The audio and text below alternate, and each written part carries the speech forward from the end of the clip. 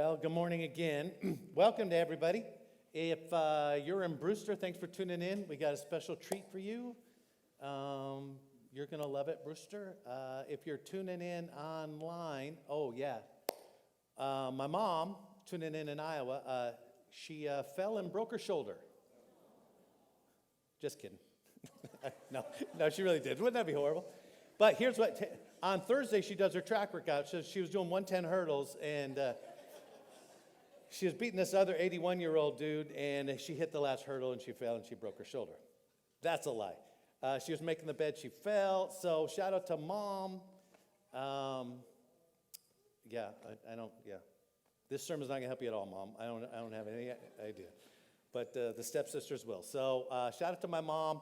And anyone else listening online, thanks for tuning in. And if you showed up here in Chelan, thank you for doing that. We're starting this series called Margin, and we're just saying, listen, would you consider slowing down, reevaluating, thinking about where you're putting your time and your energy and your money, and if, when you look down the road, if it's going to pay off for you.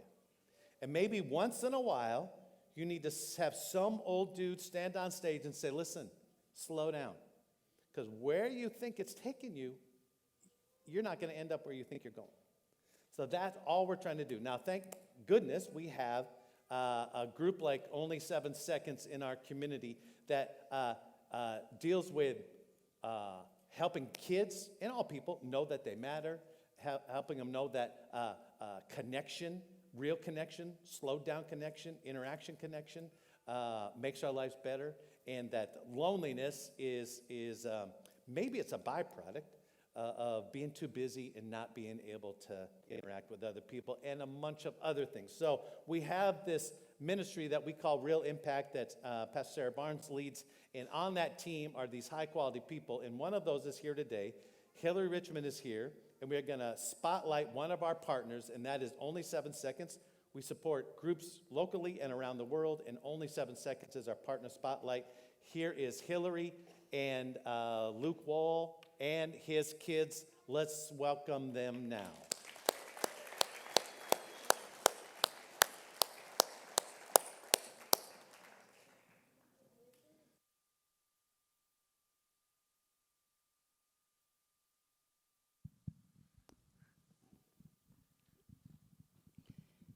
Hey, welcome. Hi. Hi, everyone. I am Hillary Richmond. I'm a liaison for Real Impact at Real Life, and I'm honored to be able to represent Only 7 Seconds in partnership. And we've got Luke Wall and his 2 boys, Gideon. You want to wave? And Bo.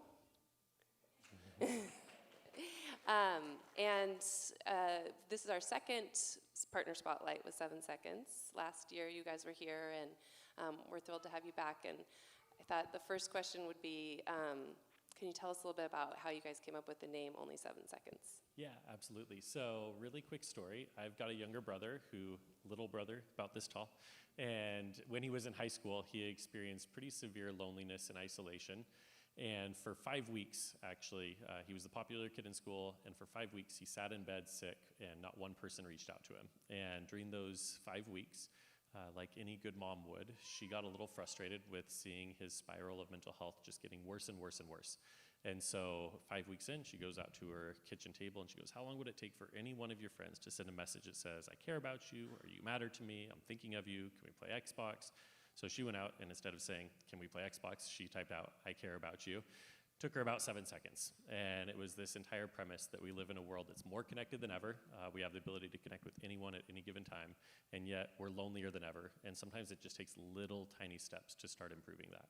Yeah. I've been learning about Only 7 Seconds for a while now, and I have 3 teenagers at home, and so the message is particularly impactful for our family, and we appreciate the work you guys are doing. What is on the horizon? What have you guys got coming up?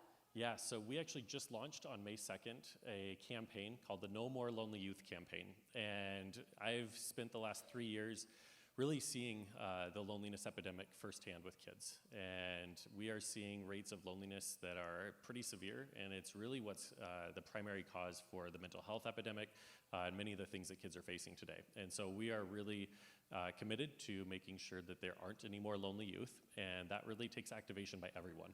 That's not one organization solving it all. It's everyone, every person in this room taking small little steps to help end that. That's fantastic work. How can we help? Yeah, so there's 3 things with the campaign specifically, and I'll just share those really quickly. So the first one is we are looking to activate 10,000 people. Activation is a lot of different things. You can check it out on our website. Come see me at the booth afterwards. The second one is we're looking to raise money.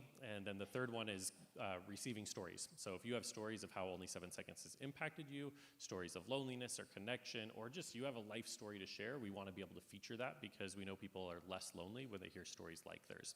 So we're doing all 3 of those things. But for today, I have 2 specific requests. One, we are going to take 7 seconds. How many people have their phones here? Shame on you, you shouldn't have your phone at church.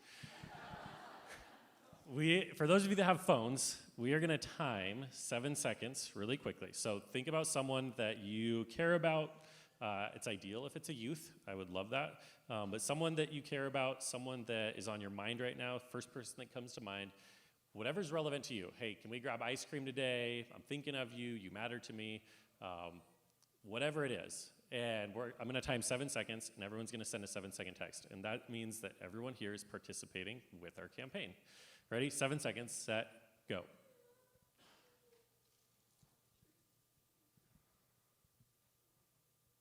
Can you say all done? All done. All done. There it is. Wait, I'm a slow typer. You needed both hands for that.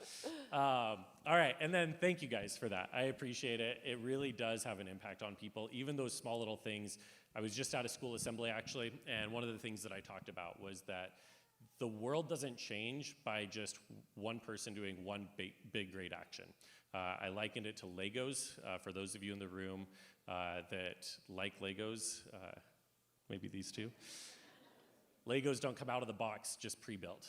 It takes intentionality and it takes effort, and you have to do little bit by little bit. And it's the same thing with relationships with individuals, and it's also the same thing with solving loneliness for people in general. And so those little Lego bricks add up, and it's not just one big action. Sometimes it's as simple as 7 seconds. Sometimes it's a lot more, but this is the start of helping address that. So the last thing I'll say, May 7th, in 2 days at Riverwalk Park at 5:30 to 7 o'clock. Free pizza for anyone who wants a free dinner, and then we'll be giving out our new yard signs. They will be here in time for May 7th. So come check us out. We'll be at Riverwalk Park from 5:30 to 7 on May 7th. Luke, we cannot thank you guys enough for the work that you do. I encourage everyone to pray for Luke and 7 Seconds, and I will definitely be there on the 7th. Awesome. Thank you so much. It's really great to partner with Real Life. Super grateful for you, Hillary, and for everyone here at Real Life. Thank you.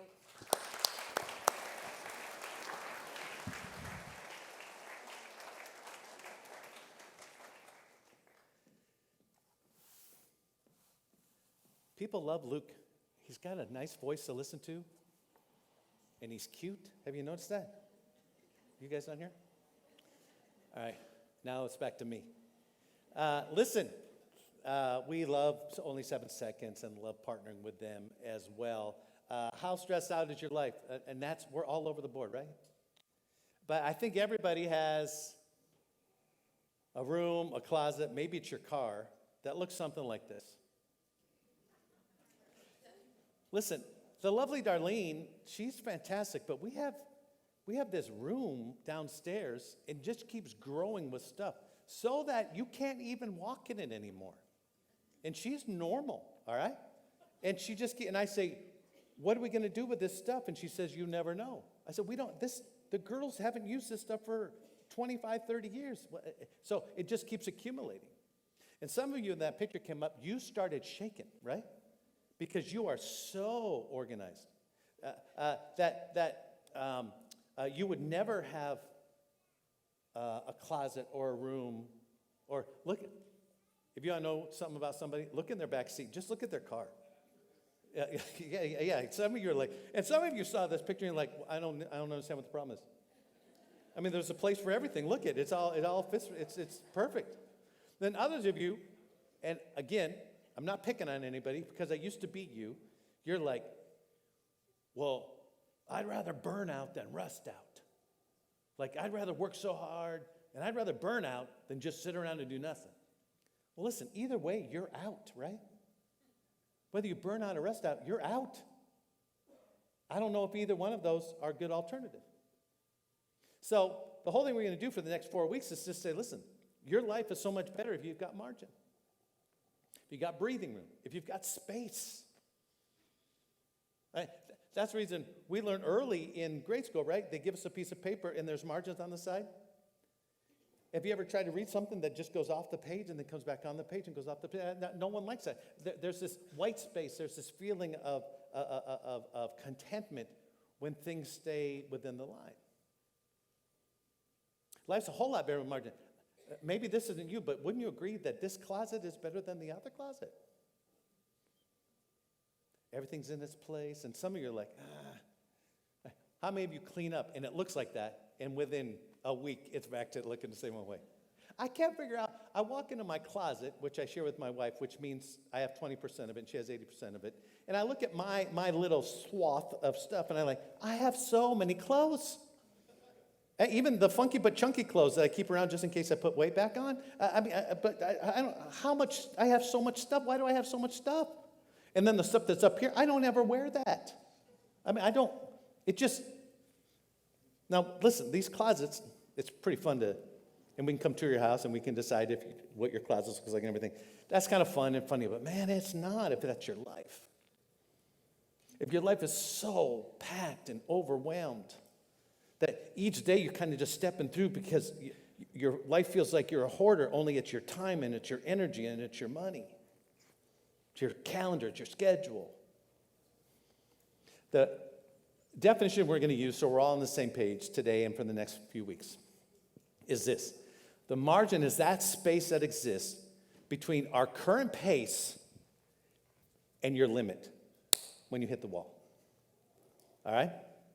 Like, margin is like, I'm going 100 miles an hour, and that wall is 1 mile away. Well, you don't have any margin. But margin is that space that you allow yourself, that you can keep this pace, knowing that that boundary, that guardrail, that thing over there is still a long way away. That you can keep moving at this pace without burning out, rusting out, or being out. Because listen, I know this. It's the only good thing about getting old. I know it's old people that stand up here and say stuff like this. I get that. When I was 20, my dad didn't know anything. When I turned 60, my dad's a genius. And he didn't get any more wisdom. I just started listening to him. If you live your life at your limit, at some point you're going to quit enjoying life. And it's only old people that understand that. Old people give me a whoop whoop. Careful, don't break anything. And I am you. I am one. Listen, you get to a point where you can look back and say, and the problem is we do that and it's regret. We wish we hadn't run at such a high pace. We wish we had made more time for our families. We wish we would have had more time for the things that matter. Because in our hurriness, and whatever's motivating us to accomplish or do or go or be, we trade the sense of peace for some kind of prosperity. And so we may be achieving, but inside it's just all churning. Or we trade peace for progress. Look what we've accomplished. How do you feel? No, horrible. Well, I don't know if that's worth it. Again, I know we're not all on the same page. That's okay. But we live at this pressured pace. And just to be honest with you, which most of the time I am, I don't live at a pressured pace anymore. But I live with regret of the pressured pace I used to live with. So you're like, Kyle, we know your schedule. We know you. We know you're lazy. We know you. Yep. I nap every day. What? Yep. I keep margin in my calendar, so when one of you all has an emergency, I'm available for you. I didn't used to live like that. It's only been really in the last 10 years I've lived like that. So I get this. But there's this pressured pace that a lot of us live. And what happens is, and you know this, most of us don't need more information, we need more motivation. And that's why hope happens today and the next few weeks. Whether you're sitting at home in Brewster and Chelan. That we live at this pace, and some of you can relate. As soon as I start talking, you're like, oh, I hate this sermon already. And I haven't even got to the good stuff. I haven't even offended you yet. Here we go.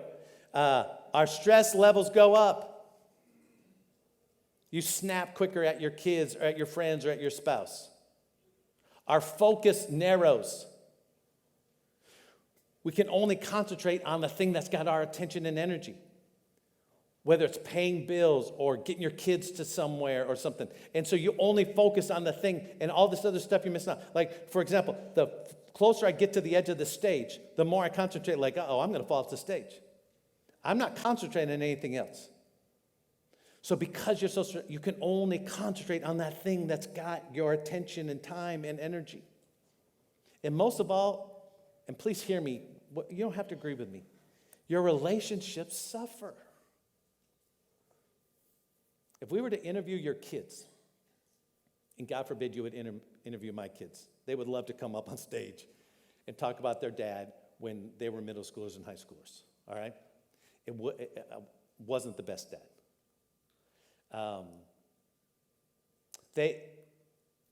They would share stuff like, Dad, you're always on your phone. Dad, you're always meeting and hanging out with other middle schoolers and high schoolers, but not us. Dad, why you have so many rules? Why are you so controlling?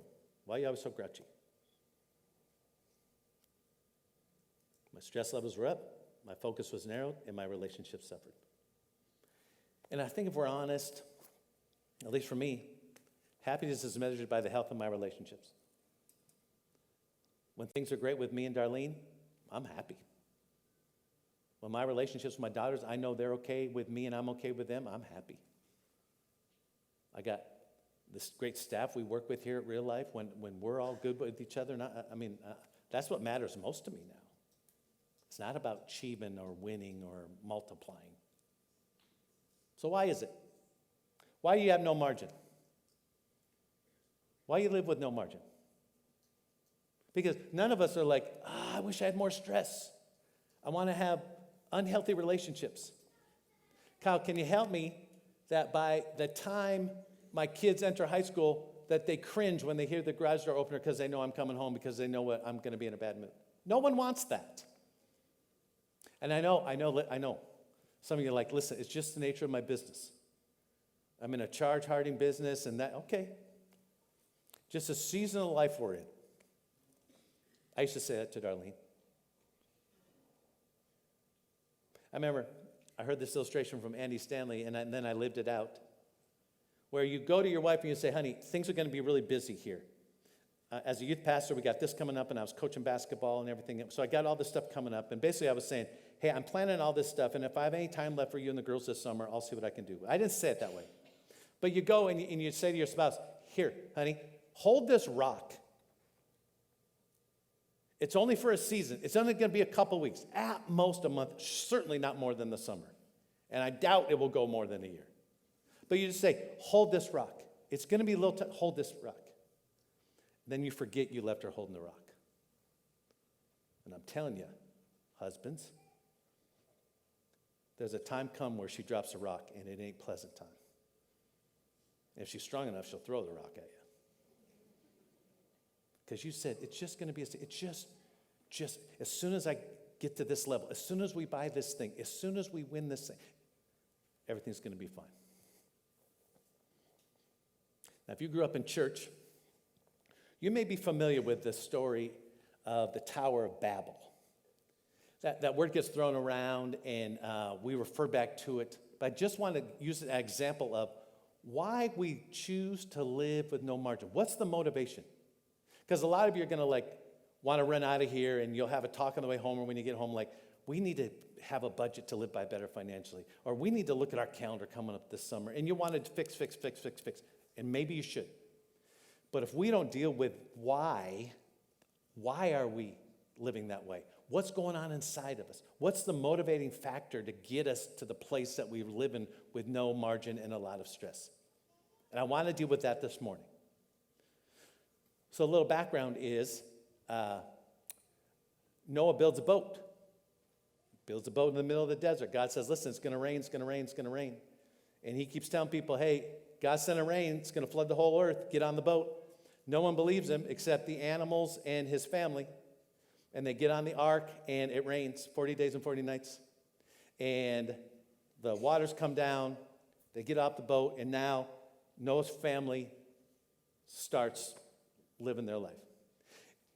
And the world populates a little bit, and so right after God come along and said, listen, I ain't flooding the earth again. I'm not going to punish people that way ever again.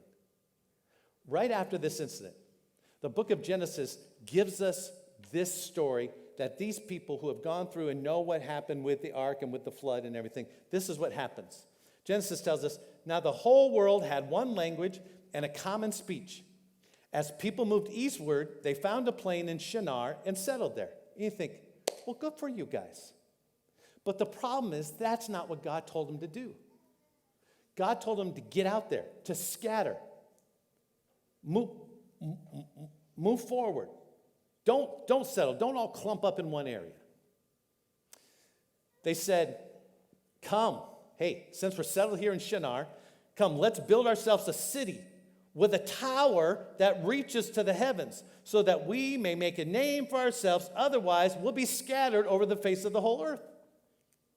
Let's build our city. Let's build this huge tower because we don't want to just be ordinary. We want to matter. We want to protect ourselves and our investments. In fact, even though God said he's not going to flood the earth again, there's a sense among his people that they didn't trust him. Just in case he floods the earth, let's build this tower. So if we hang on the top of it, the water can't get to us. And that's what I love about this. Genesis tells us that God's watching this. Like, let's build this huge tower. And God Almighty, from the heavenly realms, looks down and like, that is such a cute tower. You guys have done such a good job. It's just a little dinky thing. They're like, look at us, we're in control, we got a tower. And God's like, oh, bless your heart. That is such a cute little thing. The very thing they didn't want to get scattered. And God intervenes, and look what happens. So the Lord scattered them. Whoops. Hey, we don't want to be scattered. We're going to settle down here. And God said, well, I got another plan. So the Lord scattered them from there all over the earth, and they stopped building the city. I bet they did. That's why it's called Babel, because the Lord confused the language of the world. From there, the Lord scattered them over the face of the whole earth. Bam. They wanted to settle down and build a tower, and God said, I told you to get going. Now, do you think, this is a deep question, I'm going to move on quickly from it. Do you think, what if some of the resistance that you've been experiencing in pursuit of success or sex, that would be a bad thing. Middle school and high school giggling. I'm going to start over. What if some of the resistance you've been experiencing in pursuit of success is actually God's mercy in your life?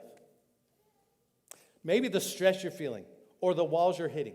Maybe that's God's way of saying, slow down. You're going a million miles an hour and the bridge is out in front of you and you keep going like everything's fine. Do you think God's able to intervene into a plan that's not good? And he does it out of his love and mercy for you, not out of punishment and discipline? Think God would ever tear down a tower in your life to protect you? He's done it before. Done it in my life. There's a way to live, right? Of hurry, of building, of keeping up with everybody else around you. I think that's the Babel way. There's another way about peace and rest and trusting that you don't have to strive and stress because God's going to provide. Listen, what was their motivation? Why did they build a tower? Let's go back to that verse. They said, "Come, let us build ourselves a city with a tower that reaches to the heavens, so that what? So that we can make a name for ourselves." It was pride, yeah. Distrust, like, hey, God, you didn't really come through for us in the past when you flooded all of our friends. Maybe it's control or lack of faith or incompetence, but man, I think it's like we don't know what's out there. And if we don't take care of ourselves, if we don't build this city, if we don't build this tower, we are scared to death. I think we have no margin, most of us, because it's fear. And until you slow down and consider that, you're never going to understand it. How much of what we call ambition is really actually fear? Fear of failing, fear of not paying your bills, fear that your kids won't be successful in their sport, feeling that your kids won't get into college, feeling that your spouse won't look up to you, feeling that you have to have a better house for you to matter. I mean, how much of it is fear? And all we know what to do with that fear is just to build a tower. Or building a tower thinking it's the answer, and it's not. And the taller the tower, the greater the fear. Listen, don't you dare leave here and say, Kyle thinks successful people are bad. You know that's not true. I'm not dealing with the amount of success in your life. I'm dealing with the motivation of why you're trying to achieve it. The more you take a look at that, the greater chance you have of gaining some margin, some space, some breathing room, lowering the stress in your life a little bit. The more you deal like, why, really, what? Why are we doing this? Why am I doing this? What's the motivation? Because when someone like me gets up here and says, hey, listen, why don't you just slow down, back off a little bit? If you were honest, you would start the sentence with, well, I'm just afraid that my kid will miss out. I'm afraid that we won't be able to have blank. And so fear drives our overspending, our overscheduled, and then eventually our relationshipless life. So we got this fear of falling behind. Look at everyone else. Look at everyone else owns a house. Everyone else has a car. Everyone else has their kids in dance. No offense to dance. Everyone else has their kids in AAU sports. No offense to AAU sports. No offense to band. No offense to all that stuff. And here's the problem with everything I'm talking about. I'm not telling you to stop doing drugs and stop cheating on your spouse.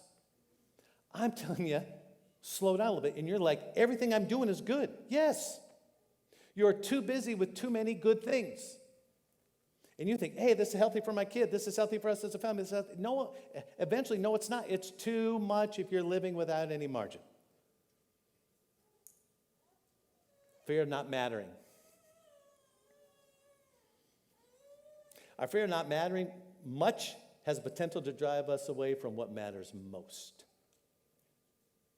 Man, I have lived trying to matter as a youth pastor, early youth pastor. Well, I was in a denominational youth group down in California's Baptist General Conference. And my goal of being a youth pastor was having more kids at my youth group than the other Baptist churches. I couldn't care less about the kid's soul. Like, Kyle, you're a jerk. Yeah, I didn't know it. Man, we just want to matter. We want to feel like we're significant. But I think the biggest thing we struggle with is FOMO. Boy, this is my wife. If she knows I talked to one of the girls on the phone, she's like, oh, she's got a fear of missing out. What they say, what they call you, what they doing, where they at. Darlene's a fantastic person. She just hates not knowing what's going on with the kids. You just fear missing out, right? There's a party or something going on, you didn't get invited. You're like, hey, wait a minute, what's going on? What are they saying? Well, maybe they're talking about me. Like someone gets a raise, like, man, they're making more money than me. What can they get? What do I have to do to get that? You got this fear of missing out, like you don't matter, like you get left behind. Listen, margin requires sacrifice. You're just not going to just gradually fade into some good space in your life. Gradually, your stress will go down. It's going to take a decision. And can I suggest that instead of FOMO, that you see what you can do with NOMO, which is necessity of missing out. I'm praying that you reach a point, and it may be this summer, maybe next fall, I don't know. Everyone's got to decide. Where you say, someone says, hey, can your kids come over? And you say, nope. And you feel so good about yourself. Some yahoo at church asks you to volunteer. And you say, no. I'm a good person. Your in-laws say, hey, can you come over for dinner? You're like, nope, my pastor said I shouldn't.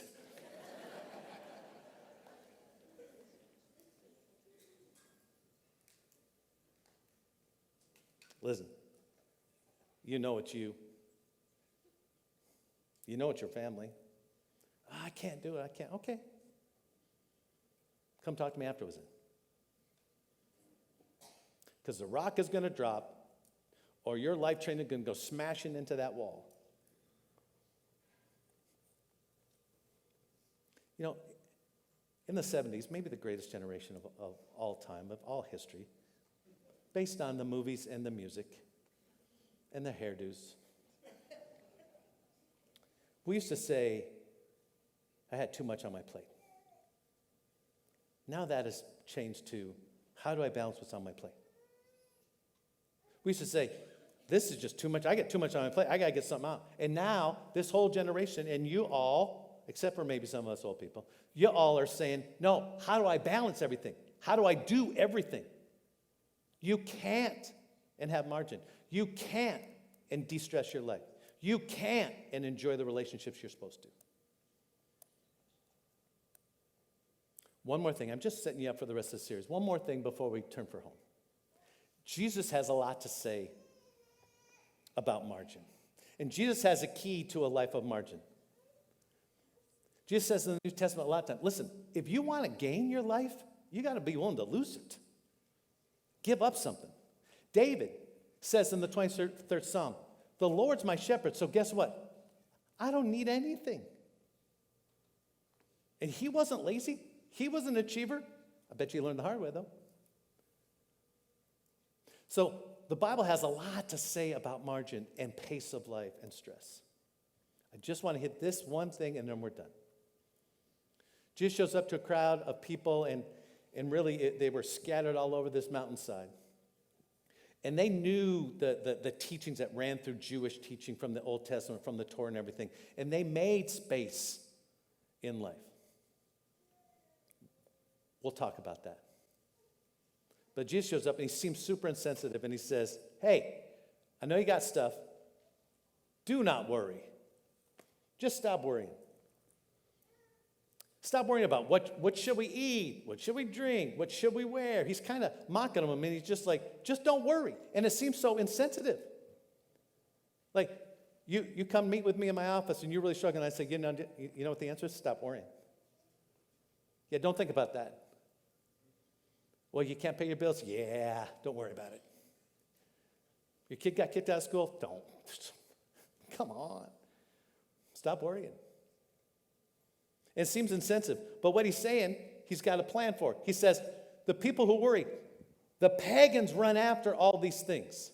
He's not putting anybody down. He's referring to people that don't believe in God Almighty. He's referring to the Greeks and stuff who believe in Zeus and all these Greek gods. And the Greek gods didn't care anything about people, and they knew that.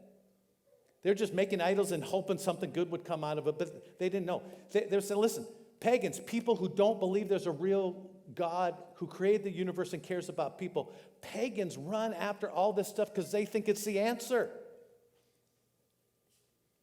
But your Heavenly Father knows what you need. Your Heavenly Father knows your situation. You don't have to go running off like it all depends on you. You don't have to build a tower to promote yourself and your family.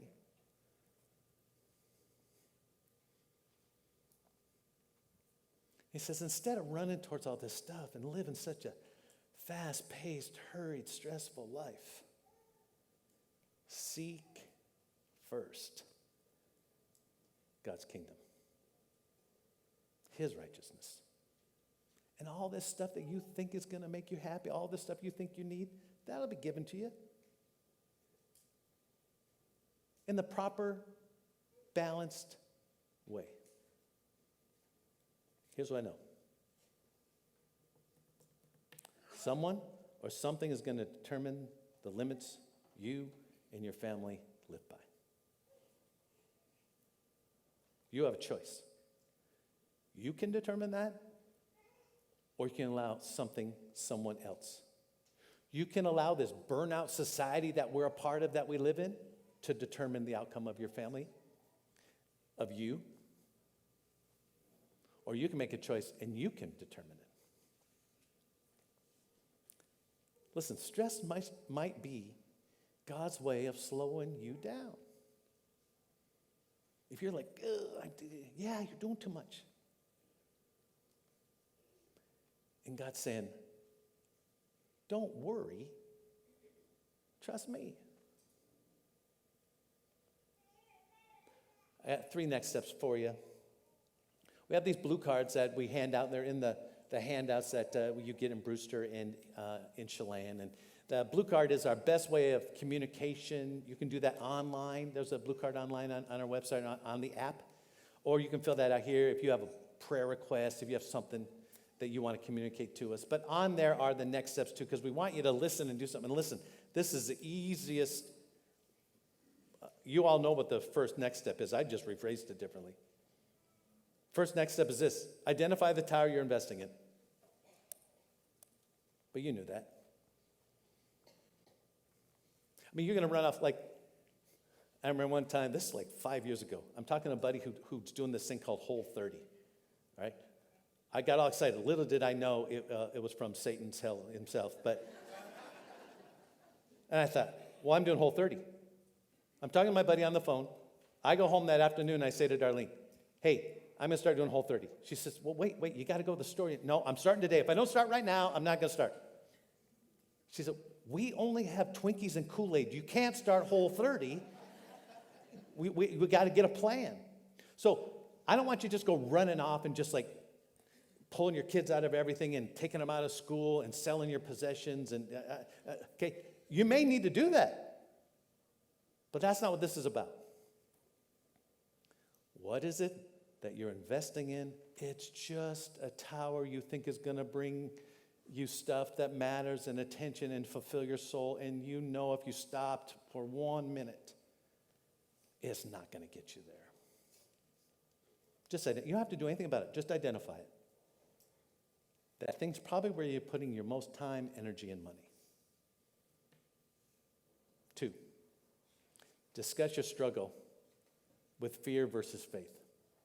And do that with a friend. If you came with somebody, just have this conversation. What are you scared of? What are you missing out on? What areas do you feel like you don't matter or measure up? And how does that compare to trusting God and having faith in a God that says he'll provide for it? It's really difficult. I get that. My struggle is not, again, I got lots of issues. You know that. If you've been around, I got lots of issues. This is not my issue. I got lots of other issues that I'll never talk about and do a series on, because then I'd be convicted and have to deal with it, all right? Here's my issue. Mine isn't external. I'm not trying to grow a church. I want to reach a community with you all. If we've got 500 people that show up on a Sunday or we have 50, we're just trying to let people know about Jesus. That's our whole goal of why we do what we do. My struggle is internal, where it's tough for me to be at places and be holy there. I have an internal margin that gets pushed all over the place. That I'll sit and visit with someone and I think, okay, I need to be somewhere else and do something else. It's all this internal stuff that I struggle with. I don't live that out anymore, but it's constantly attacking because it's just the stress that I put on myself. I just have been practicing, and most of my friends know I'm just practicing, just trying to just be here. Enjoy this. Because I'm going to get done here, I'm going to get my truck and start driving home, and I'm going to think, okay, what am I preaching about next week? How am I going to do that? Instead of just soaking this up. And that may be you also. Finally, if you're here like, man, I haven't been to church in a long time, and you came and you're beating us up about our schedule, and I apologize. Maybe for you, it's just really simply to say, would you consider connecting to a loving Heavenly Father who knows your situation, who knows your name, and cares about you? And you're like, you don't know that, prove it. And I'll just say, man, if you look at the life of Jesus and the sacrifice of Jesus, it proves a loving Heavenly God who cares about you. I can't prove it, Jesus did. God knew we had this problem that we would try to build our own towers or fix our own life or have our own bridge to, even though we're not good, try to be good enough. And God knew we couldn't. So he sends Jesus. Just as the answer, sacrifice on the cross, proved he wasn't just some dude, some false Messiah because he rose from the dead. Then he and his early followers changed history. And God, a loving Father, despite what you have felt in the past or that's been modeled in the past in church or otherwise, cares about you. And maybe that's your place to start, not with your schedule or your finances or your energy or your kids, but with your soul. That you would say, I've never stopped and invited and accepted God's involvement in my life through faith in Jesus Christ. I need a rescuer. I can't rescue myself. I'm choosing you, Jesus, as my rescuer. I would invite you to start there. This is your first time considering that. That's the place to start. Because all this other stuff is fluff. If you don't get your soul in a right position with God, then all this stuff's not going to matter anyway. I'm praying this is your day.